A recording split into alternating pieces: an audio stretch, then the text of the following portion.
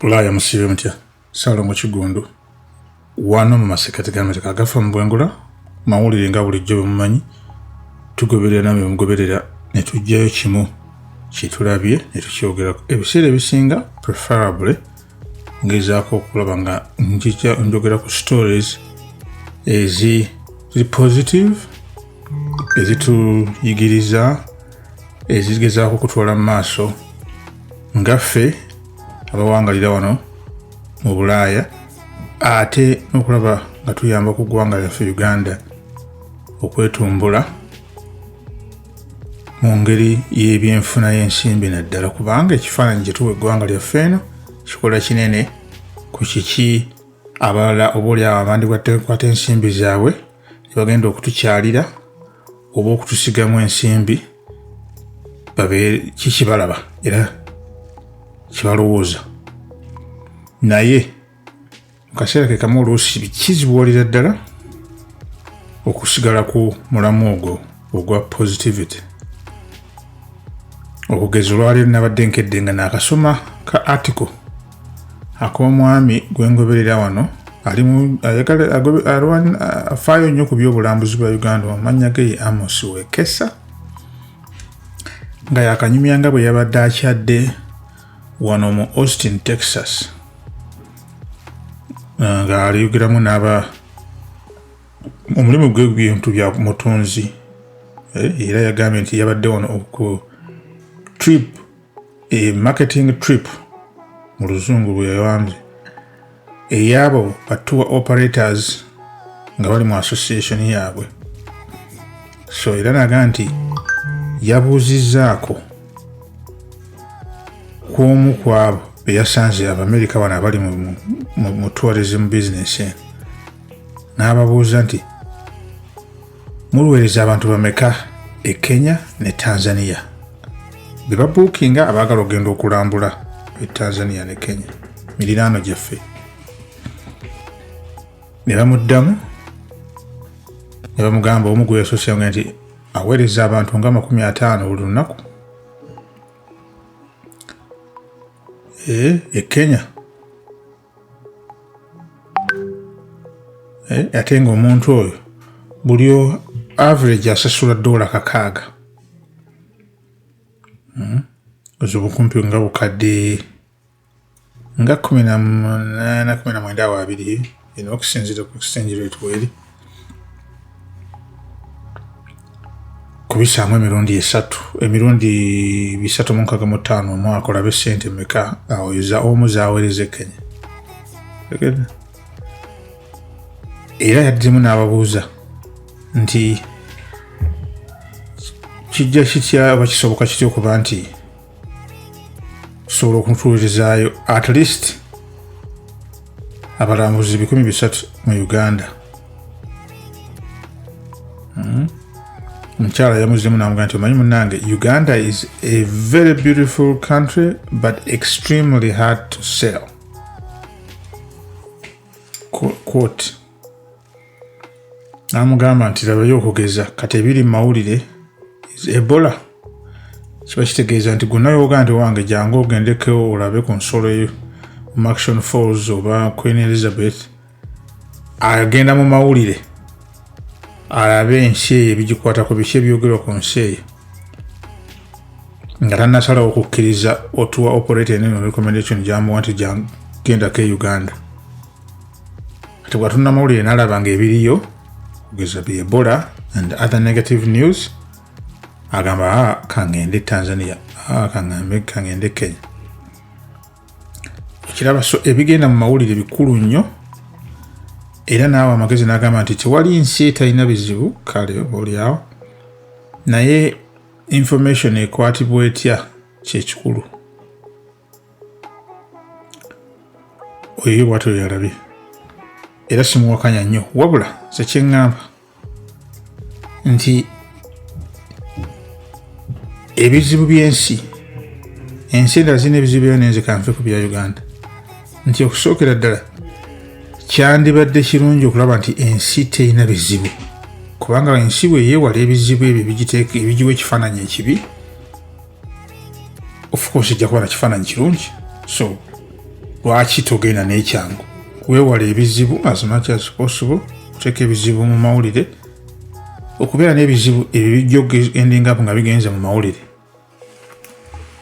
okuttira erinnya n'okugoba abagenyi abandikyadde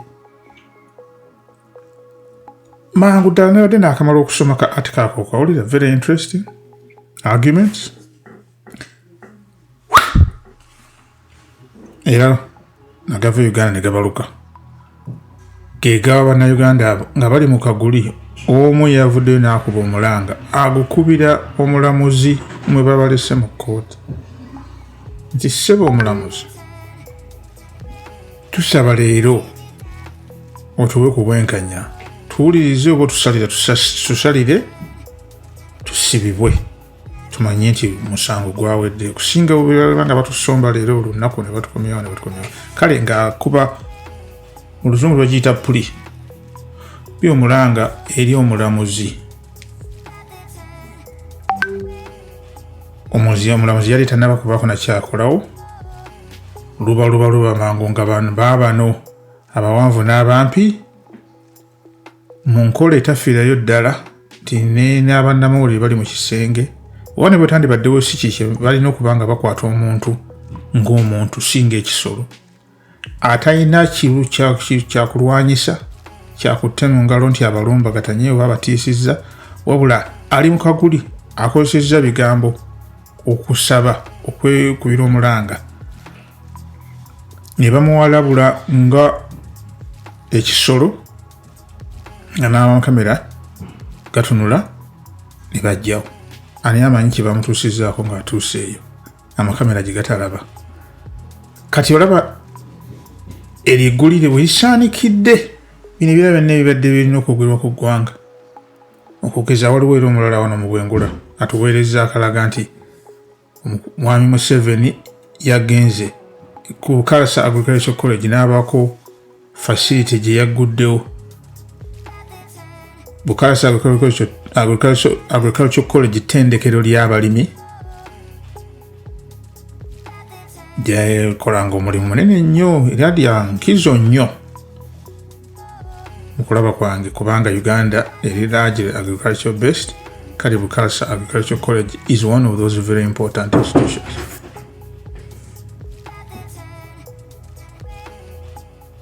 Naye ebyo byonna kati tewali ayinza kubyogerako ebyo byasaanikiddwa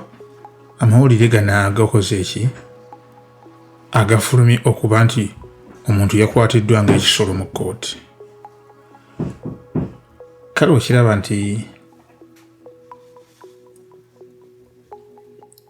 wadde nga buvunaanyizibwa bw'Abannayuganda bannansi okulaba nti ensi yaabwe erabibwa mu ttulube eddungi era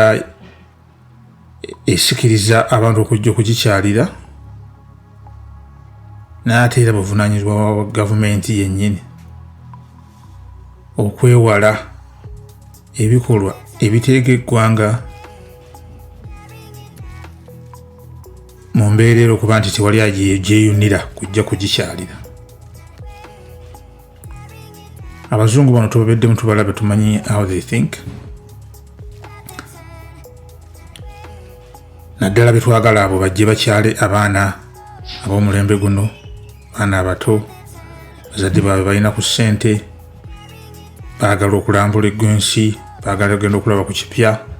be bandibadde bajja ne bagenda balaba ensolo zaffe, bakoze batya intaneti kati yajja, ebintu bino babirabako babimanyi basobola okubizulaga kangende ndabe ku kino kangende ndabe ku ikweta naye bwe babanga ate bye balaba mu mawulire nga balaba nga gavumenti bweti bwekwata abantu baayo, trust me abaana bano tebajja kujjayo, teshaayowe bajja kgenda bakwate mugende mu nsi endala gye batalaba bino. Kale n'olwekyo ne gavumenti yennyini eddebe ly'obuntu yandibadde ng'eritwala nga kintu kikulu, si kusiigako busiizigasiko wabula ne mu nkola. Tewali nsonga lwaki omuntu awalabula bw'atyo,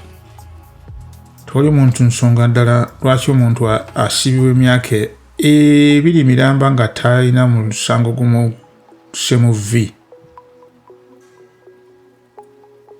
Abantu ebyo bwe babiraba ne babisomera tebajja kwagala tebajja kweyunira ggwanga lyaffe kubanga ebyo ebintu byabo babiraba nga bikulu era ne basuubirwa nti omuntu yandibadde takwatibwa bw'ati naye kale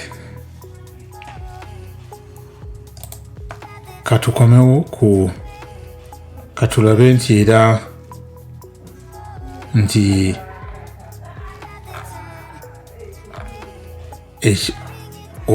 okwagala kwa mwami w'ekesa okuba nti eggwanga lino lyeyongerako ku balambuzi abajja okulirambula kwe kuba kubeera ensonga enkulu nga tuwunzika mu mawulire olwaleero kikulu nnyo kyayogeddeko ngenda kugezaako nkize ne mu luzungu kubanga bwe bakiwandiise such that kivaayo bulungi yagambye nti I was in Austin, Texas last month for a marketing trip being a member of the American Tour Operator Association. Era n'agamba out of curiosity I asked an American tour operator how many tourists they sent to Kenya and Tanzania. The first tour operator I asked said he sent 50 tourists daily. And after she said I sent 50 tourists daily throughout the year to Kenya, I asked her how much does each pay for a safari. She said $6,000. So basic maths gave me 300k daily sent to Kenya, and yes, multiply by 365 a year from one tour operator and let that sink in. So sente meka zabalao.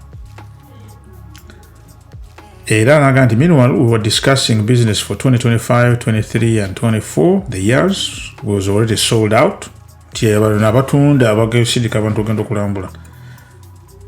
Sold out myaka ebiri in March up to 2025.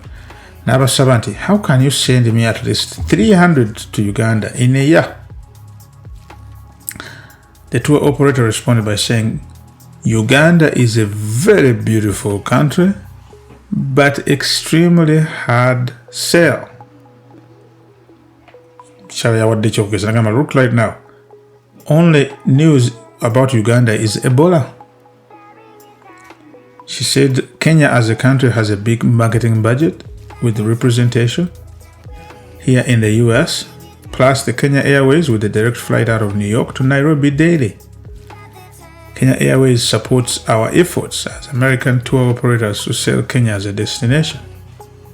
She said, if I book trips to Uganda for 2025, I don't know which kind of news will come out of Uganda then. You guys don't know how to manage information. Every country, she added, has issues, but you guys just don't know the value of wise communication. Now you understand that even with a great potential, one big Kenyan tour operator can easily outcompete all Ugandan tour operators almost combined in revenue. You understand why Masai Mara alone got 300k in 2019 and our 22 national parks and game reserves got only 329k combined.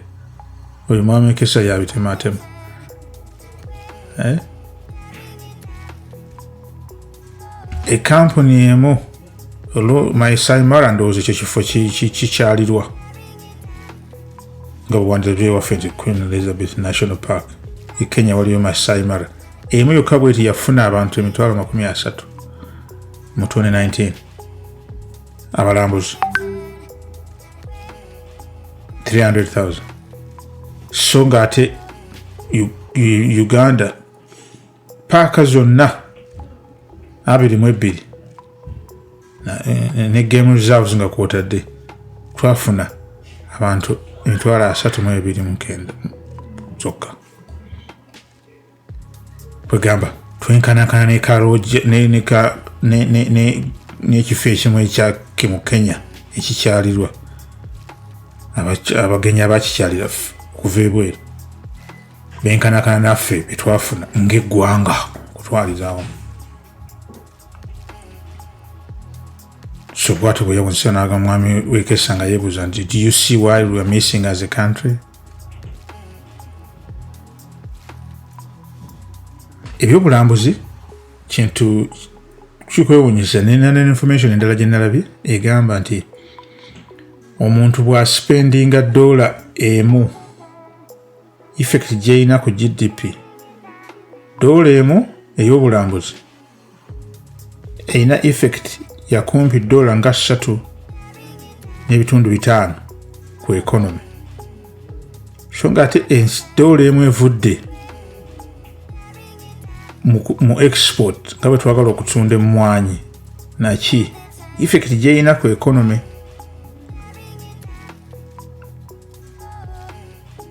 Evaamu $1 endala nga 3. Kitegeeza nti essente ereeteddwa omulambuzi n'agispendinga mu economy yaffe $1 emu ya mugaso nnyo, efaamu kinene nnyo, erina impact nnene ku economy yaffe kubanga $1 eyo bwagispendinga waliwo agifunye, oba aliguzeemu lyenvu, oba waasuze emmotoka gy'atambuliddemu, ani amutambuza. Abantu abo bwe bakwata ddeere ate bagenda ne bagula omugaati ku kaduuka oba amata oba omuyembe ku kkubo. Ate omuyembe oyo gwe bawadde esente ate naye n'agenda n'azitwala n'azisasulamu ku ssomero oba n'abaako kyagula. Kugamba effect eyo y'amaanyi eva mu ensimbi y'emu $1 emu esaasanyi etuleeteddwa omulambuzi esinga ku eyo gye tuzze mu byetugutunda ebweru ng'emmwanyi n'amafuta n'ebirala. Kale twandibadde essira tuliteeka nnyo ku bulambuzi era ne tukola kye tulina okukola nga bannansi abali mu Uganda naddala n'abo abali ebweru kubanga ffe front line, naye ate ne gavumenti yennyini ne bwenaakola marketing campaigns Explore Africa n'endala, naye nga tusigadde nti omuntu byalaba mu mawulire ate bikolebwa gavumenti yennyini, tebajja kukola decision kujja kutukyalira.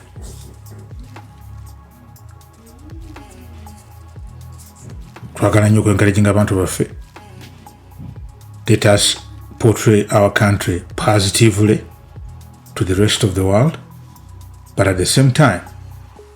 let also the government restrain from all activities that portray us negatively, because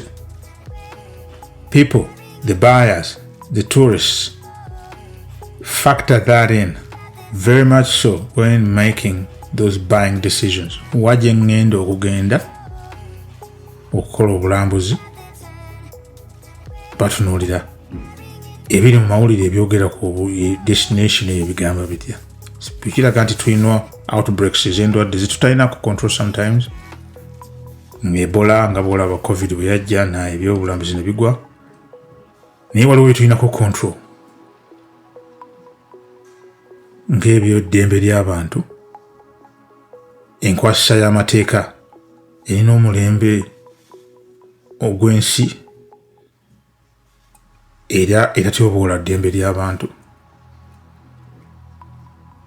enkola eya demokulasiya, obukulembeze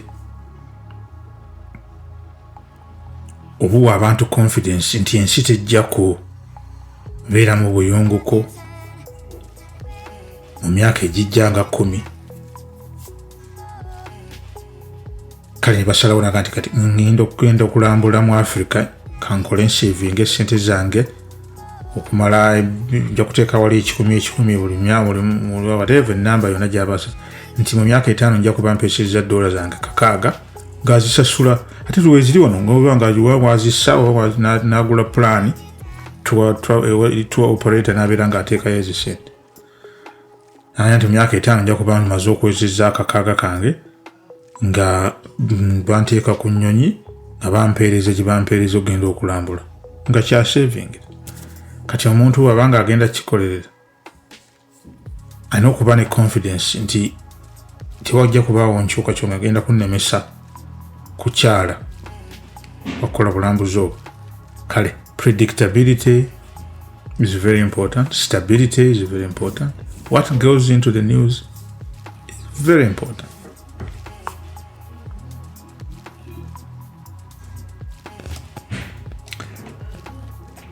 Kambeerebekereze bino sitera nnyo okwagala kubigenda mu ngeri mpanvu, naye kino lwaleero kirina engeri gye kinkutteko. Katusabe nti ate tuneeyongera okutereeza. Musiibe bulungi.